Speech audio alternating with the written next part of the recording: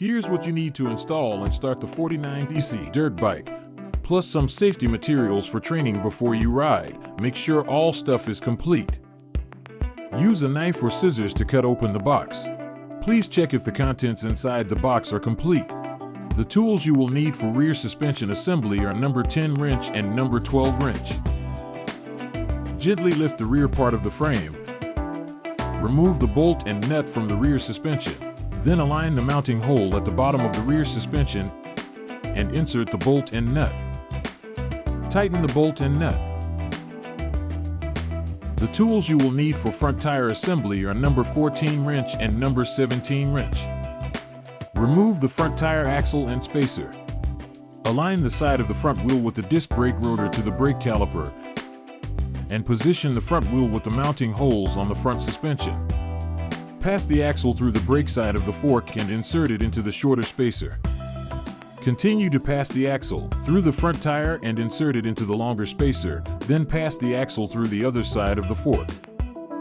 Screw the nut onto the axle and tighten it.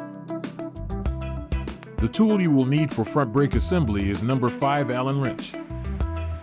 Remove the bolt from the brake caliper. Position the brake caliper in the center of the brake disc. Align the 2 bolt holes of the front caliper with the bolt holes on the front fork. Insert the bolts into the holes and tighten them. After installation, please press the brake to confirm it is properly installed. The tool you will need for front brake assembly is number 5 Allen wrench. Align the mounting hole above the front fender with the hole on the front suspension connecting plate and tighten the bolt.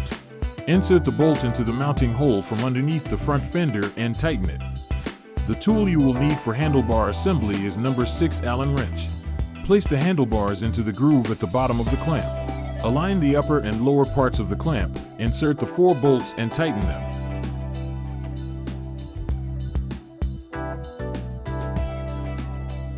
The tool you will need for number plate assembly is number 5 Allen wrench. Secure the connection holes of the number plate and the front fender together and align them with the hole on the front suspension connecting plate. Align the groove at the bottom of the number plate with the front fender. Insert the bolt and washer into the mounting hole of the number plate and tighten them. Cut off the zip tie from the foot peg and you're ready to enjoy your ride. If you need assistance with installation or have any product questions, don't hesitate to contact us.